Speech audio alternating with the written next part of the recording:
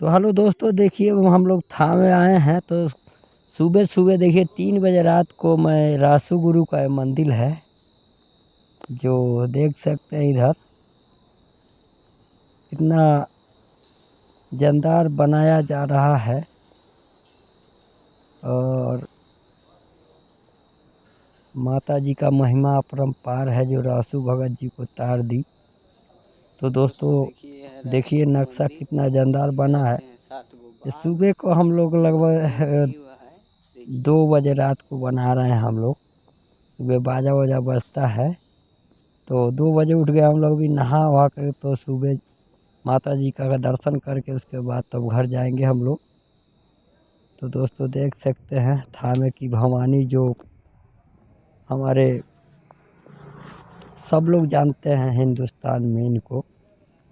ये माँ बहुत दयालु हैं। यहाँ पर लोग अपनी मन्नतें मांगने जाते हैं। सुबह बाजा वाजा बजता है इसीलिए नहीं, इसीलिए पहले उठ गया हूँ।